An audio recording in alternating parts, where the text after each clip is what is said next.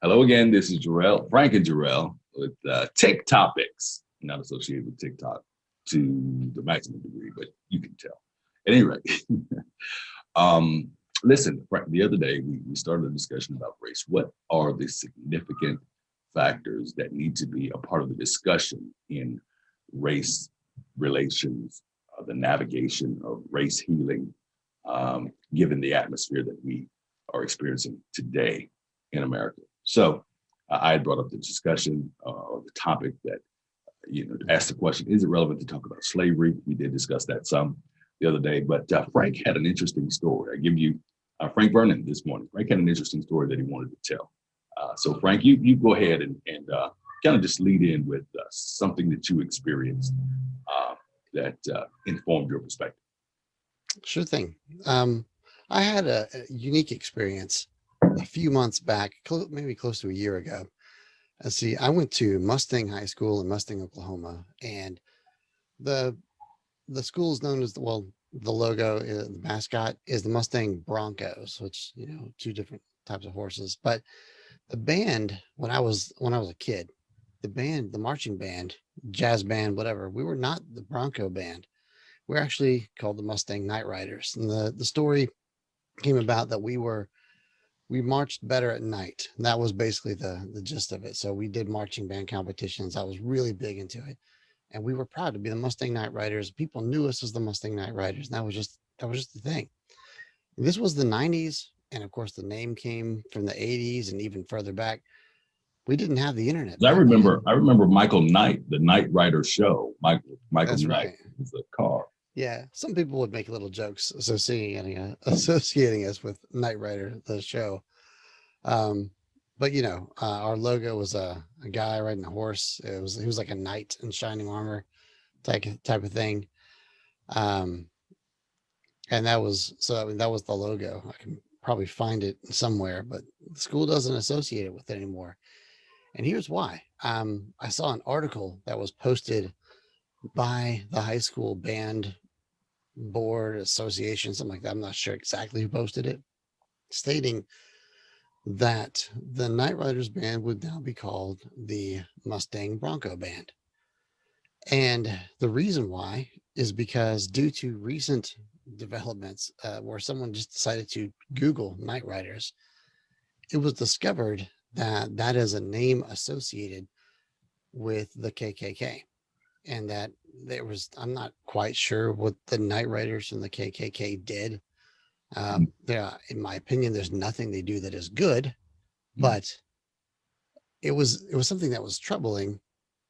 But at the same time, the band decided we're not going to be called the Night Riders anymore, and it was going to be a case of them not wanting to be associated with it. And my immediate reaction was one of anger, and I thought, these are innocent children who had nothing to do with this. Why take that name, that tradition, decades of tradition, away from them instantly because someone Googled something and you didn't like to see the result? That was my instant thought. And I ended up posting an article to the band's Facebook page and some other place. I just copied and pasted, saying that it was wrong to do that. These kids are innocent. They're not part of the KKK stuff. I was never part of it. My friends were never part of it.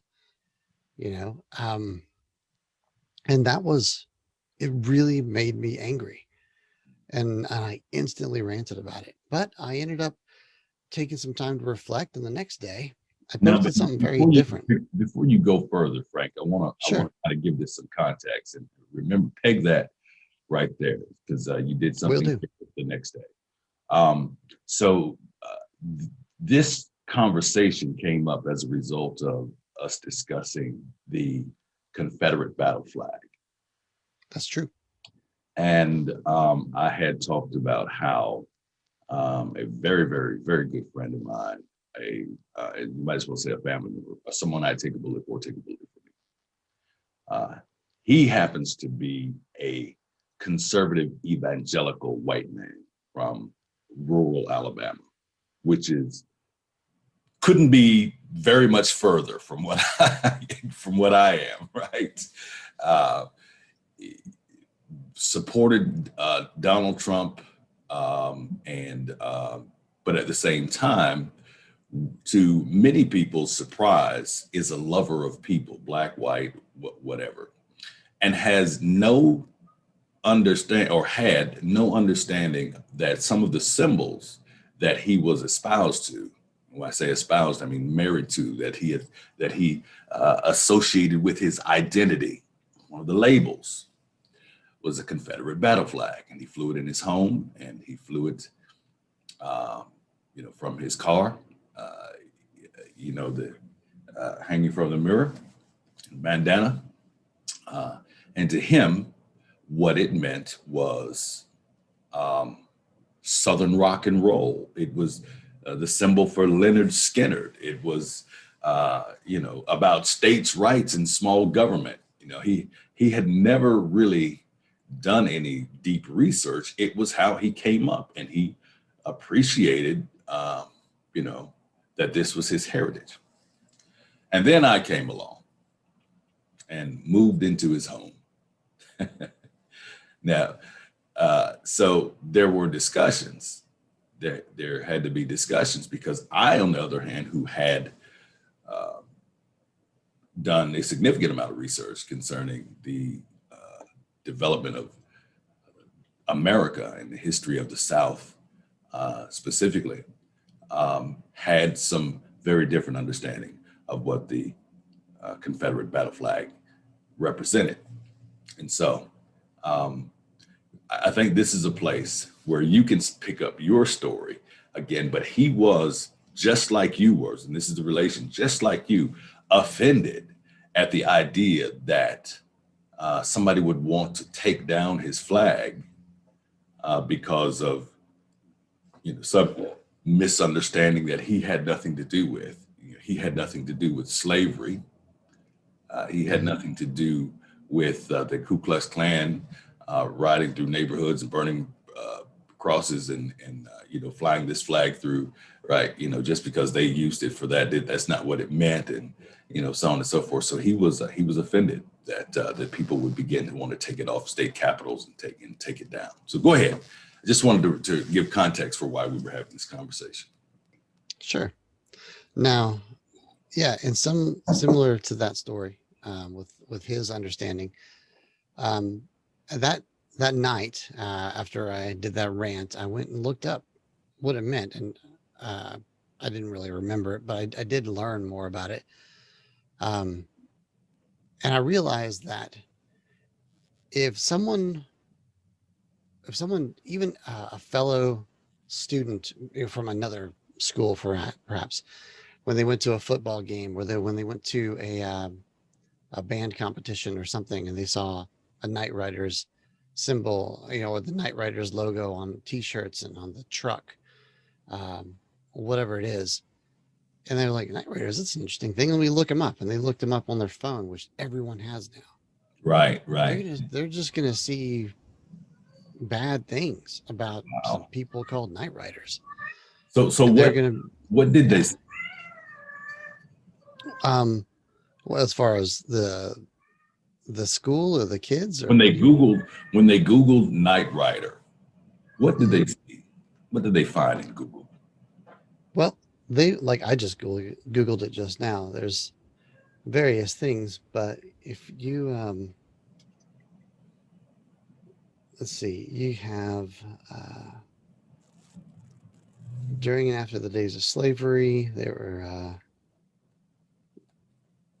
it was basically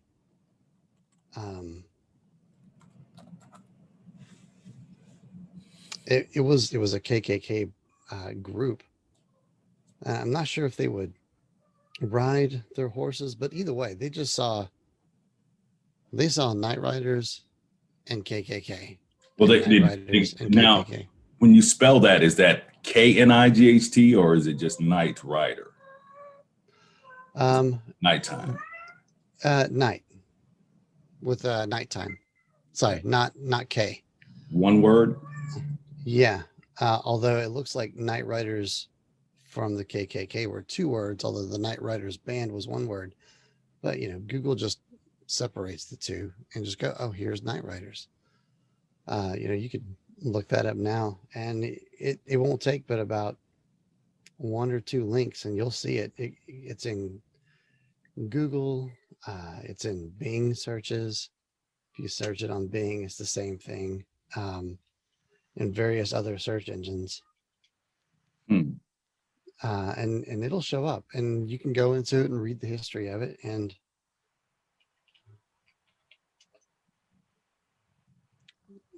I guess that my search engine is set up different. I see Night Rider from Wikipedia, bus service, and yeah, uh, Merriam-Webster.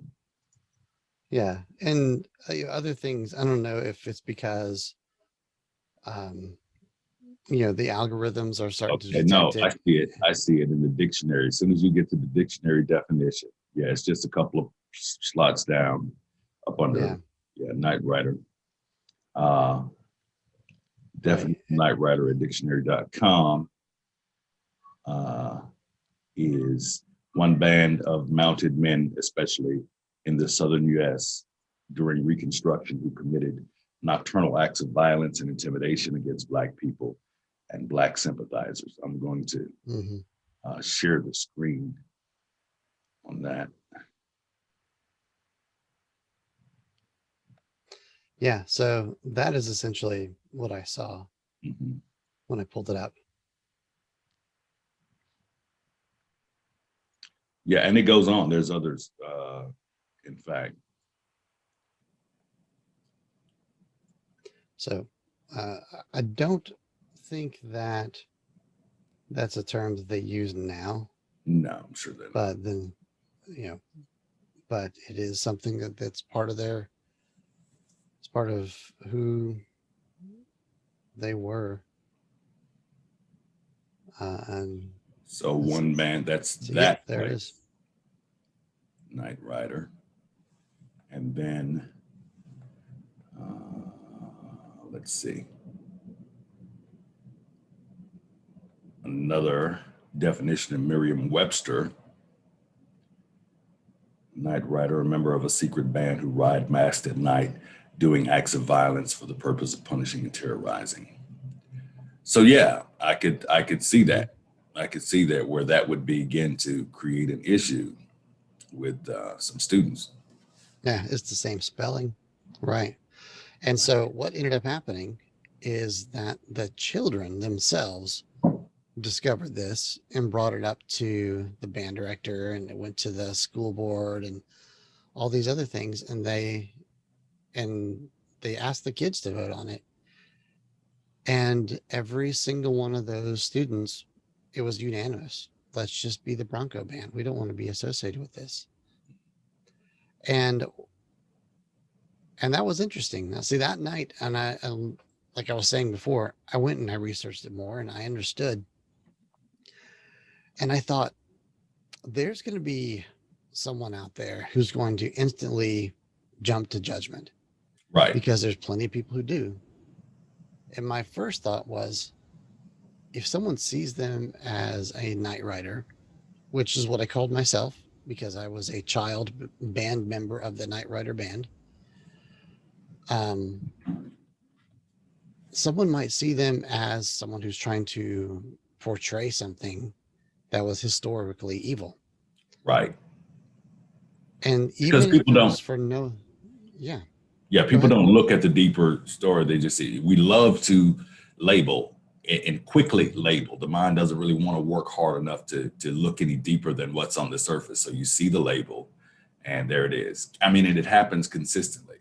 It happens with, if you think of, somebody says to you, BLM, Hmm.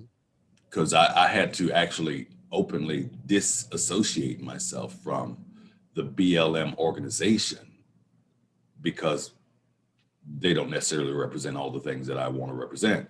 But at the same time, I was saying Black Lives Matter. But as soon as I say Black Lives Matter, somebody says, "Oh, you're part of that organization." It's like, no, you have to. But people don't really want to get any deeper. So you say Night Rider? Oh, you must be one of those old clucks that Hmm. rode through the, yeah. So I can see why the kids would want to dissociate themselves from that. Yep.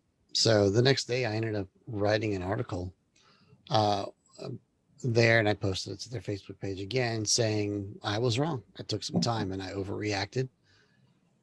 Um, and it is a symbol that is very popularly known, or at least historically known, for something that was just hate and hatred and racism.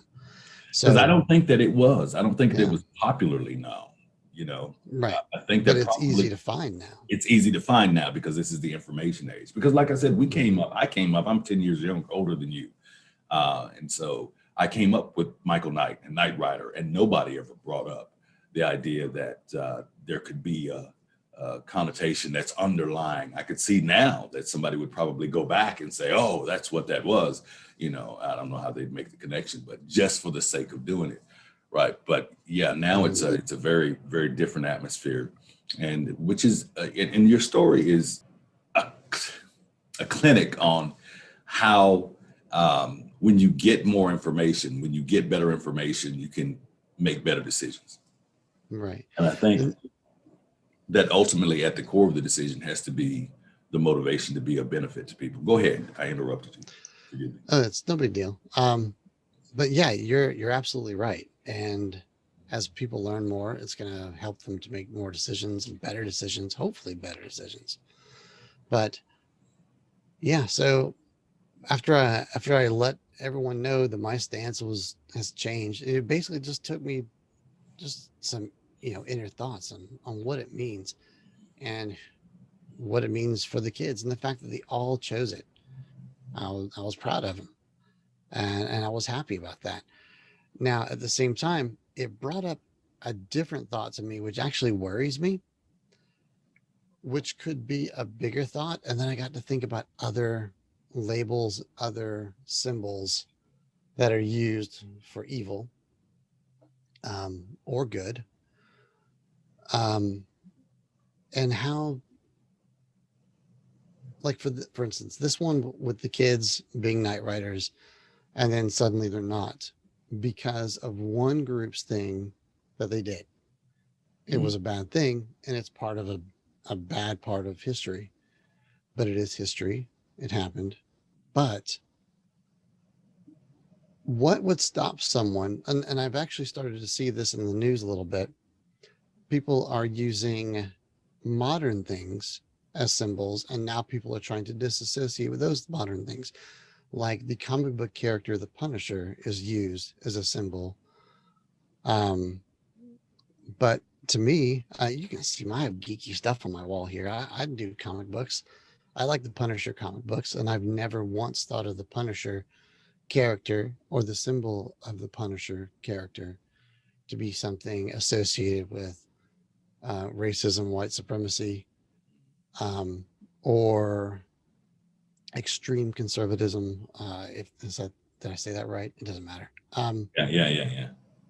Um, Conservative, but anyway, but that's apparently being used now by some people, like some people who did uh, the the run on the Capitol building a few Mhm. weeks back, and that it makes me think. I know people who were, because I was in the Marine Corps. I know people who have that symbol as a tattoo, and not all of them are white who have that tattoo that I know of, and it wasn't associated. It had nothing to do with being white or having a belief.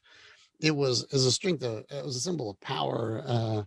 The Punisher thing. It's the guy's a vigilante murderer for good. Yeah, it's a comic book Yeah. Oh, I'm familiar. anti-hero. I used to read the Punisher all the time. Yeah. Yeah, I had a big comic book collection that's older than you. Yeah.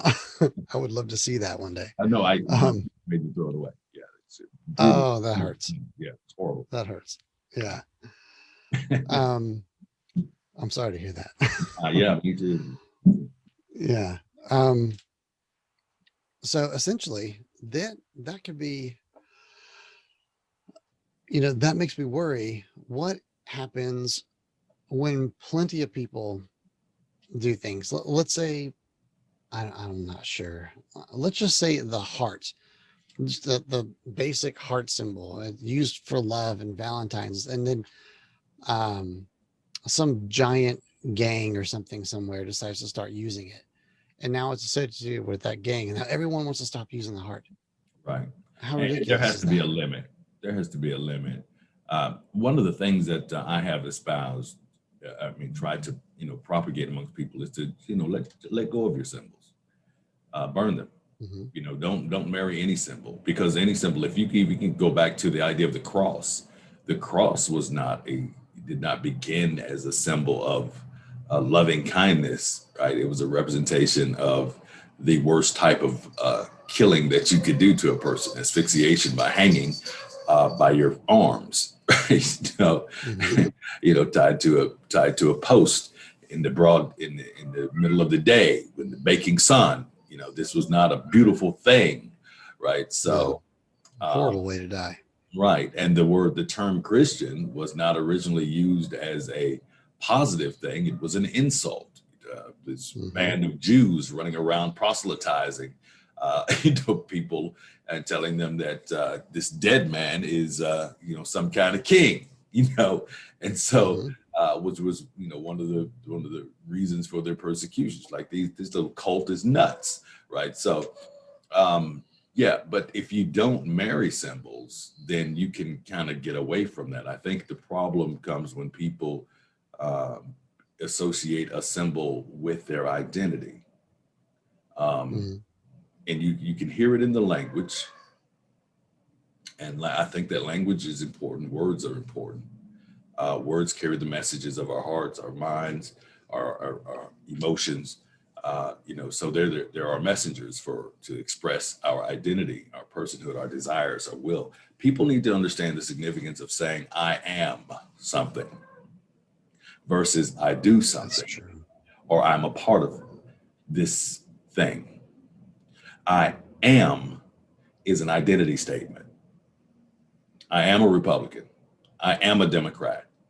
So now what happens is, because you associate that with your identity, right? If the Republican Party does something different, you've either got to switch identities or you got to ride with it.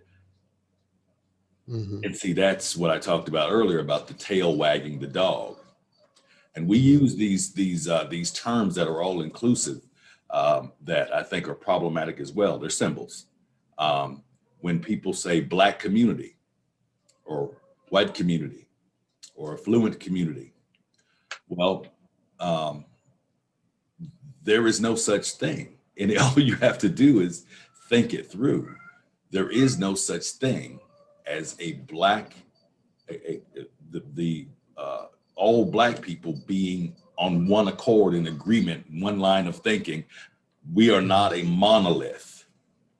In other words, we have Hmm. different thoughts, we have different experiences, different reactions to those experiences. I mentioned Candace Owens and Morgan Freeman, who are not on the same necessarily on the same page, but they are definitely on different pages than I am on certain issues. And then I've got there are people in the community that I serve that don't even talk about this. They have no awareness of the things that I'm talking about, and so we are not on the same page. We are not a community.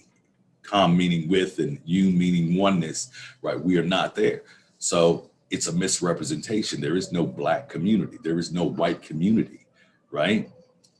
There are people in that have different levels of melanin that agree on certain things. And you can call those people a community, but that might be mixed with different levels of melanin, right? And so That's my right. point to that is that we let people give us identities by defining what these symbols mean, and we attach ourselves to these symbols, and now we've allowed ourselves to become something that we are not necessarily intending to become, uh, by saying I am a Democrat, I am a Republican, I am a conservative, I am black, I am white, right? You got to get deeper than that and divorce that surface label, so that you can actually express who you are without it. Did Hmm. I over did I hope I didn't complicate that. And it sounds simple in No, my head. the thing is, the concept is simple, but a lot of people are going to have a problem accepting it. I completely understand and agree, um, which might make our conversation at sometimes boring because people like to see two people spar. I don't know if that's going to happen too often between us, but it's yeah, it is interesting how a label can mean something to one thing and mean something completely different to another. You know, uh, it's all it's all depending on what someone either believes or what someone has been taught to believe Yes. or taught to think, or even if they don't know anything about it, it depends on their capacity to either be open and willing to Yeah. accept something as something different, or if they instantly rush to judgment, like I did with the whole Night Riders thing, um, and see if you know, if there could be a deeper meaning or even a completely separate meaning. So, you know, and I still have an issue with the Night Riders name because it's not a current thing. Right. They weren't celebrating it or anything. Yeah. None of us even knew about it until this internet search came up with it, and then it was discovered. So, you know, it just Yeah. I can. You know, it kind of reminds yeah. me of the Washington football team taking the Redskins off of their moniker, not being Hmm. no longer being their mascot, and I think that the Cleveland Indians had once thought about doing, and the Atlanta Braves had once thought about Hmm. doing it, and so on and so forth, because of what these things might represent to people. I think Redskins was probably more volatile than Indians and Braves, right? But Yeah. Uh, I- Indians is vague. I'm not sure about it, but yeah, Redskins is uh, pretty that's clearly, too targeted. yeah, Yeah, yeah. that's too. Yeah, that is. Someone didn't think that one through, or they did think it through, and that's why it Well, was that's chosen. what you remember all the way up through my childhood and adulthood, and probably a good portion of your childhood.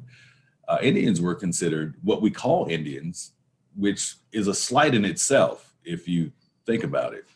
Yeah, they're not They really didn't call Indians. themselves Indians. They were named by, I guess, Columbus, who thought he was in India. All right. Hmm. But, um, and by the way, who never made it to what we call North America today or the United States today. Right. But Right. uh, the idea that um, you can label someone and they not have any say in it. Even the term brave, you know, Hmm. uh, they had no say in what they were going to be called. And my coming up, they were always known as the savages. Hmm. Now it's interesting. The cowboys were the good guys, which if we really examine history, what we'll find is, there were a lot of good people that were just trying to take advantage of the land grant opportunities that the government was giving and trying to Hmm. expand. But the exploration of the West was a mission of genocide. It And the was cowboys scary. were considered the good guys, and the people that they were killing were considered the bad guys. And so Hmm. we put forth the idea that these natives were scalping people. How savage that they would scalp people, cut their scalps off. Man, are you kidding? What kind of people do that? Right, but they didn't tell us that they were poisoning them with smallpox and running them off their land and Hmm. breaking treaties and things like that. I mean, what did you want people to do if you were Right. doing this to raping them and so um, it's interesting, and I've heard this before that whoever wins the war is the one that writes the history. That's And so right. many of us have been programmed to believe and this is going to come back to haunt, and I believe it's already coming back to haunt America. Um, when you know that when you accept the idea that your government has lied to you, manipulated you with information, you start to have mistrust. Hmm. And so now in your media, you look at your media and your media is lying to you, and now you got mistrust. The information age is the precursor to the um, rise of people who, more people. I mean, I think the assault on the Capitol uh, is just the beginning, so to speak. I think when people get more and more informed, there'll be rebellions against the education system. The idea of higher learning will be done away with. You look at me, and I'm a guy who, dropped out of college after I got out of prison after 20 years, but I got the Hmm. jobs that I wanted. I'm a member of the quote unquote middle class. I'm in that next tax bracket, and I've only been out of prison 8.5 years. And I've learned all this information basically, through personal research. Well, Hmm. everybody, there's kids that are more technologically savvy than I am, and they're going to be exposed to more and more information. Some of it's going to be BS, some of it's going to be really, really good, but their information, their mindsets will not be informed by I pledge allegiance to the flag and to the United States of America, that philosophy, and to the republic for which it stands. Many of these kids are going to look up and they're going to say, I can't trust anything that government says. I can't trust anything that the media says. I have to go find it myself. And Hmm. there'll be a generation of critical thinkers that will be a problem. And what I foresee, and I don't want to, sound like uh, well, I'll just let that hang out there. I won't even make a prediction, right? But Okay. I will say that they will probably do stuff with what they understand. Oh yeah, that's a fair assessment. Yeah, that's definitely a fair assessment. Um, yeah, there's so much associated with that. As far as the savages thing, it instantly made me think of the Disney cartoon movie Pocahontas. They touched that on that, as to where one of the songs is about the savages, and the song goes back and forth to where the native people of the land were calling the new people savages, and then another part of the song, the the new people were calling the native people of the land savages, and it went back and forth. Um, they thought the same thing of one another, Right. uh, Right. and it's very interesting. And Yeah. it's like, who Yeah. was right? Well, Well, partly they were both right, but one of them is that the other was trying to defend themselves against these new invaders. So, you know, they have the right, but we obviously don't know all those stories because, like you were saying, the history was written by those who survived it. right. Right. And the thing is So, that there's so much now that's intertwined with, somebody asked that it's quite a conundrum. Somebody asked me the other day as I was explaining the benefit to American economy of the cotton industry, that without the cotton industry, slave picked cotton, although white people picked cotton, although blacks owned slaves, just the industry itself was the prop for American economy. Cotton was king from 1803 to 1937. So, number one export in America. Without cotton, we do not have the economy that we have today. And so, I don't think there's a smart economist that would even argue that, because indigo and tobacco and sugar had their place, but cotton was king. So when I'm yeah. talking to them about that, um, he said, so everybody is benefiting from that. And see, this is where it gets tricky, right? Because you say, well, yeah, I benefit from American economy today as someone who lives, in the middle class and economically, without cotton having been there. And I'm a black man, so this was what he was kind of throwing at me. He's like, yeah, Mhm. but you benefited from that. yeah, I benefit from it today, but that is not a mitigation for the fact that human beings committed other atrocities against atrocities against other human beings. For Mhm. me, my benefit today is not just a direct result of cotton. My benefit today had to have some mitigations that were anti-cotton picking, so to speak. I had my benefit today, and your benefit today is a result of slave revolts. Mhm. It's a result of heroes that we have no idea about. People that were hanged and killed as insurrectionists, who were of the highest moral uh, constitution.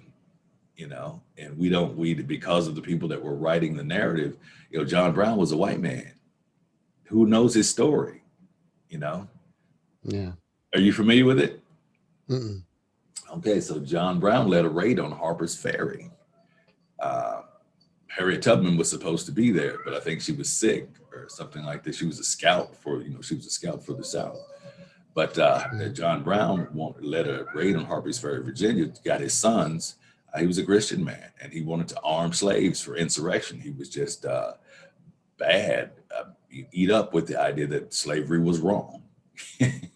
And so Mhm. they caught him and they hanged him and his sons. And, but the truth is that America was wrong. And we Mhm. all know that and acknowledge that now. Nat Turner Yeah. had led this largest slave revolt in American history. Um, and 60 white people, children, women, everybody was killed that were slave owners or slave owning families. And they caught him, and they killed him and hanged him. And then you had Denmark Vesey in the Carolinas. He put together the most elaborate slave revolt in history, and he was snitched out by another slave, right? But all of these people had high moral motivations. Most of them were being led by what they understood was God, and ultimately they ended up being right for. And I'm not saying they were right for killing people. I'm saying that their motivations to abolish this horrible institution of chattel slavery was a righteous motivation. Mhm. However, they died as traitors. They died as seditionists, as insurrectionists. And here we are today saying that these people were right. So why are they not on the money? Why are there no Yeah. monuments, no schools named after? You know. Yeah. I've never. And what's sad is that I've not heard of these people you just mentioned. Go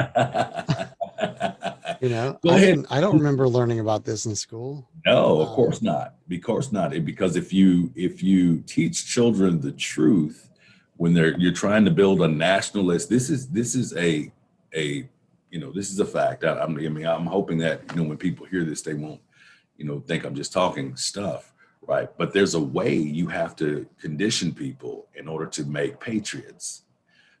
Um, you In order to be a patriot, you have to look the other way. You know, Nations are developed historically. Our nations are rising, powerful nations. Every one of them has risen as a result of conquest. And so when you think of conquest, you have to add the idea of invasion. You have to add up subterfuge. You have to add, things that kill other people, right? That's mhm. how you conquer. And so America is a conquering nation, and we have not been allowed to see ourselves as that. And that's why the narrative was that we discovered. See, if you tell people that the nation was discovered, and that there were Christian motivations, and that the savages had to be programmed into civilization, right? Then you can feel like you're doing something good, right? Yeah. And so you normalize these atrocities through the language that you use, because you got to remember as well that the larger number of people who came to settle not invade, in other words, settle America, Right. were people who were illiterate, they were unlearned. And so whoever could read had power. That's why books were Mhm. so important.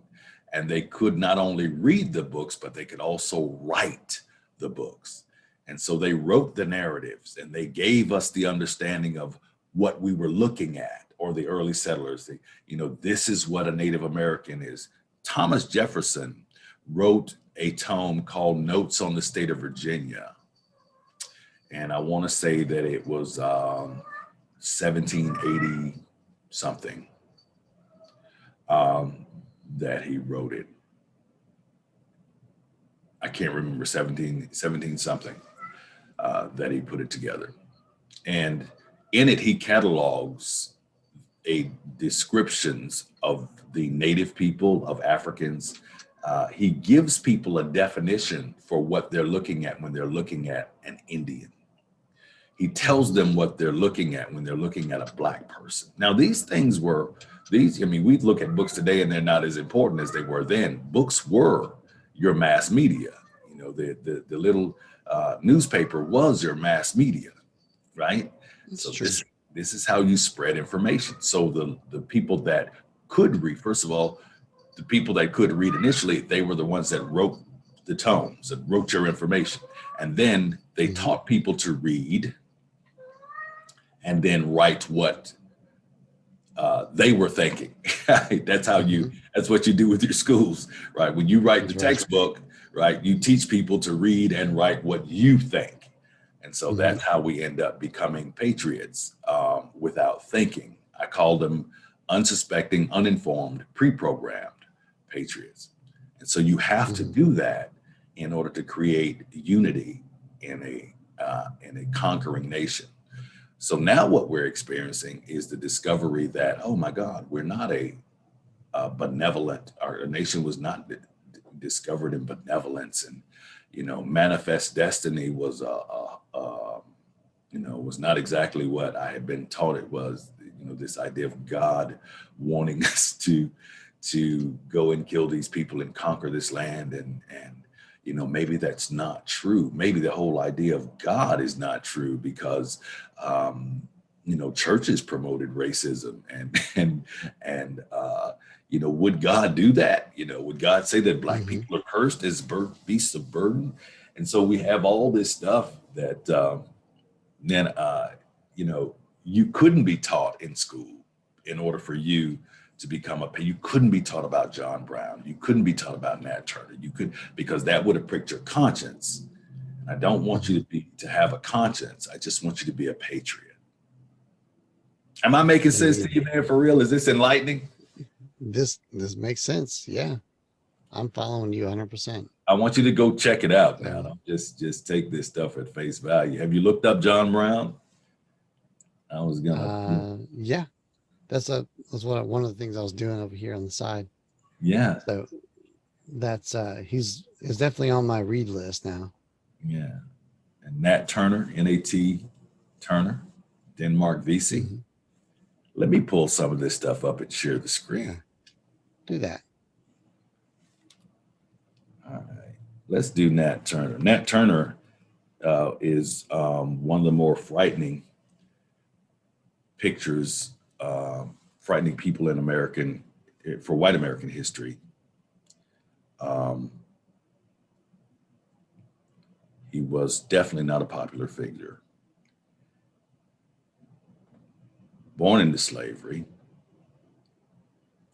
he was. Let me see if I can get a photo of him first. Not a photo, but a drawing. Yeah, this is one of the more um, common. Share screen.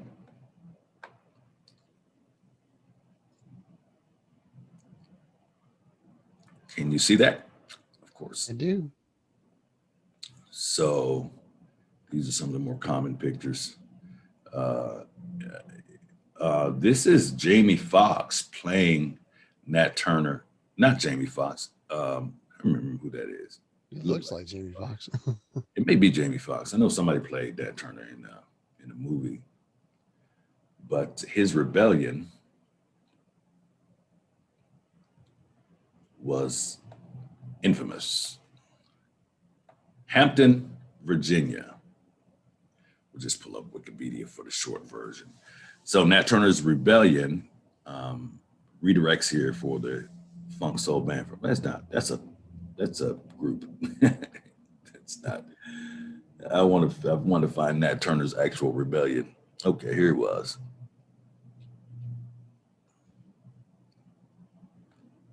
Pull that up.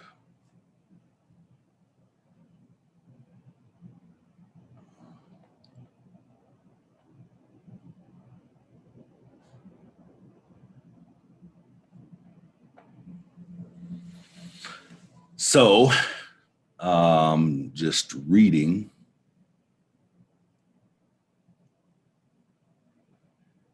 Nat Turner, born October 2nd, Southampton County, Virginia, died November 11th, 1831, Jerusalem, Virginia, Black American slave who led the only effective sustained slave rebellion, August 1831 in U.S. history. Thank you for that, but we don't need it. And so,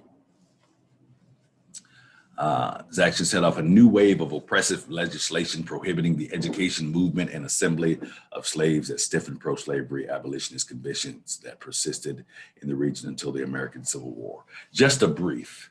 Now, how is that not relevant to the development of America?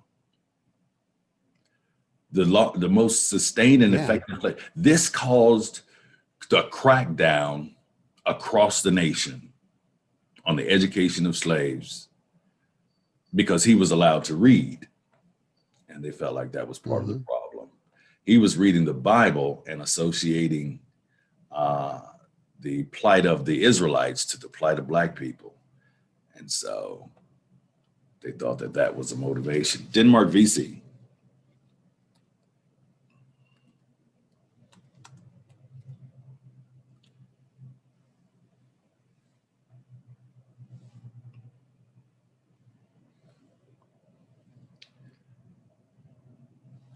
So Denmark VC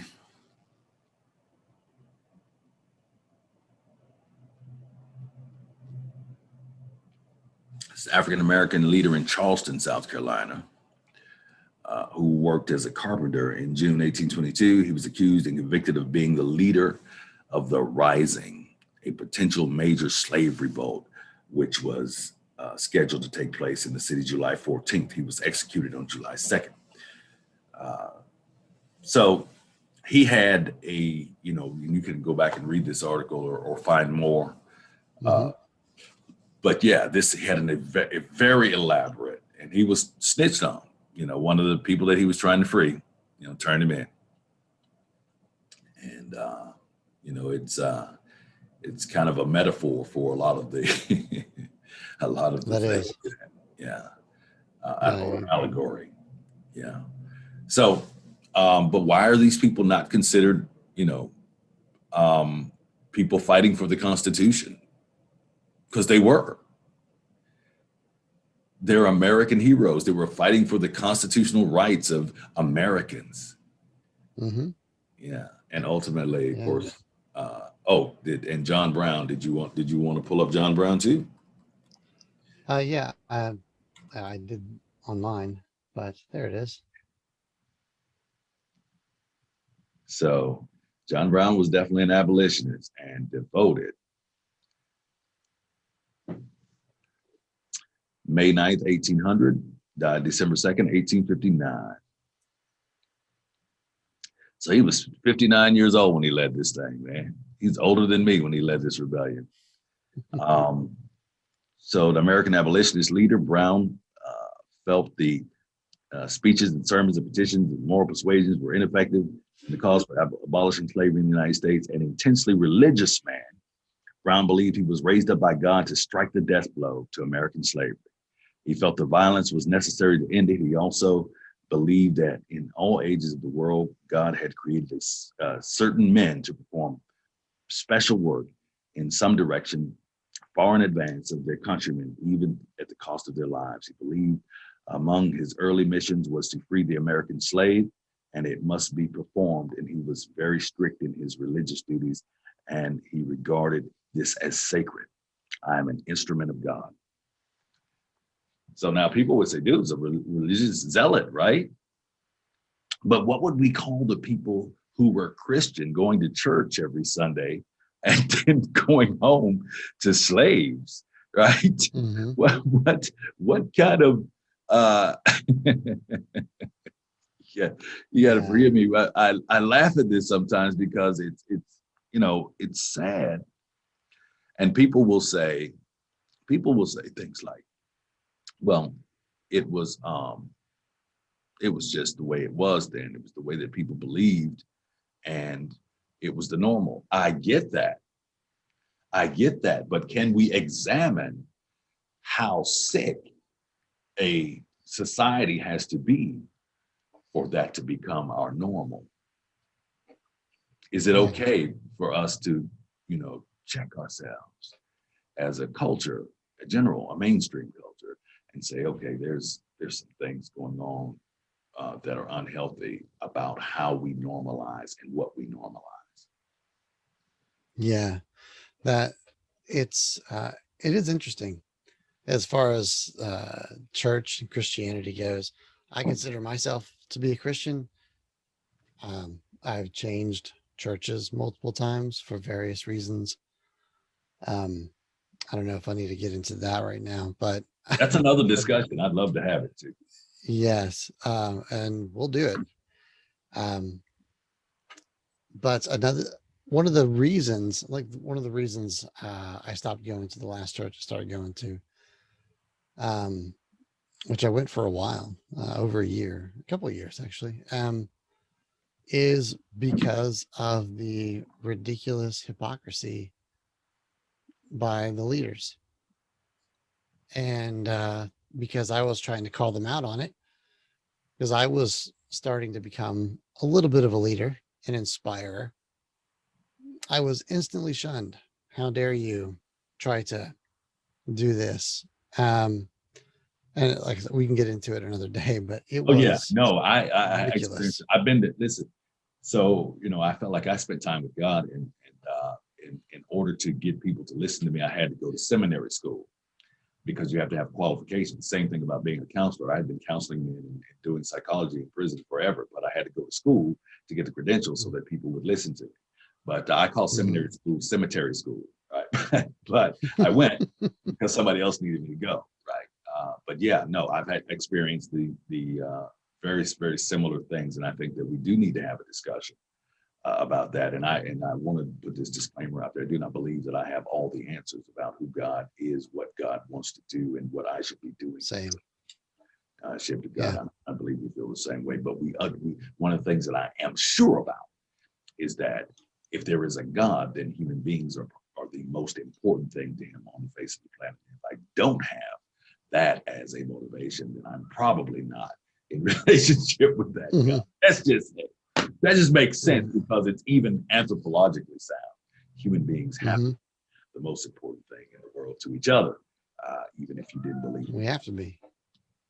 So let me say this, man. I'm going to shut this down now. We're going to close this out, and then we'll continue afterwards. So listen, it's been a great discussion. I think that Agreed. we covered some topics that really, I'm probably going to have to chop this up into several episodes, right? Okay. It wasn't very long. I didn't want to have a whole bunch of video to cut up, but I'm going to splice this in a way and section it off, and so that people can know what the subject matter is. I'll probably spend a couple of hours on this, producing this. Um, Stop it. My cat has been here screaming the whole time. Have you seen it? Have you heard it? I've heard the cat. Yeah, cat's got to go get neutered this morning. Oh, Yeah, yeah. he's starting to spray stuff and be mad. Yeah. Hmm. Anyway, um, Frank Vernon, it's been an awesome morning with you. Morning coffee, tick topics with Frank and Jarrell. I think I'm hoping that it catches on. I don't. It's I not. hope so too. Yeah, I think there was like 120 views I had on Facebook. Did you share it? I did. I don't know if anyone saw it from the share, but Yeah, I'll share it 100. again. I haven't been on Facebook a whole lot, so when I popped that up there, when I saw 119 views. I was like, oh my, okay, it's pretty good for having been on Facebook a whole lot, right? Yeah.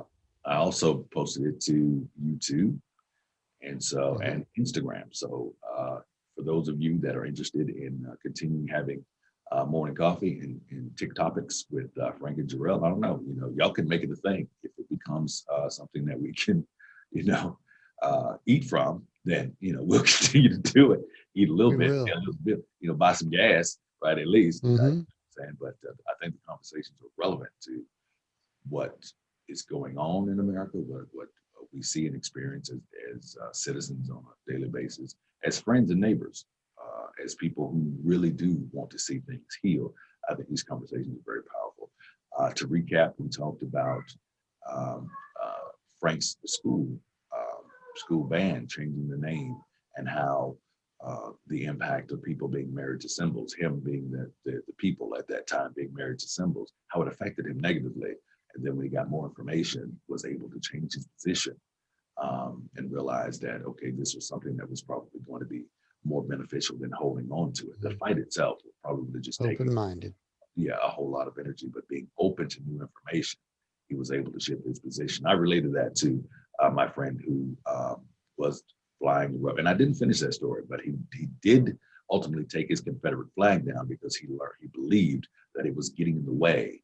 When he got more information, he started believing that it was getting in the way of him being able to serve Black people because of what that flag meant to Black people.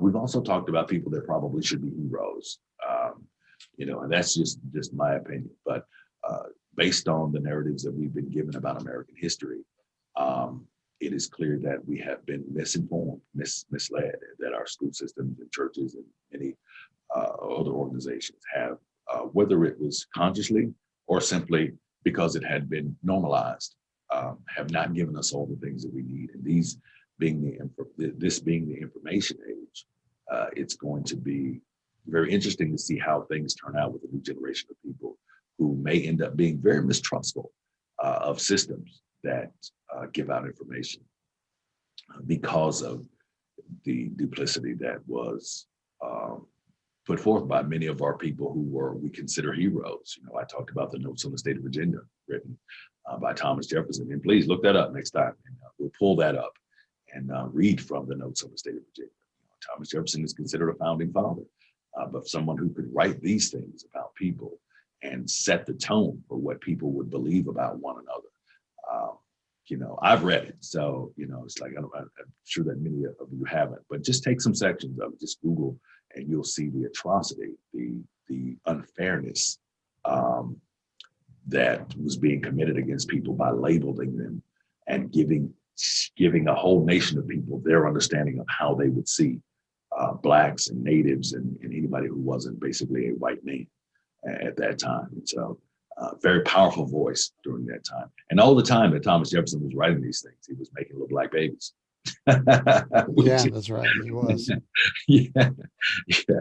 So yeah, it's been a beautiful conversation. We will continue as, like I said, as it if or as it becomes more popular, and we pray that people learn more. This has been Tick Topics with Frank and Jarrell. It's been great. Thanks.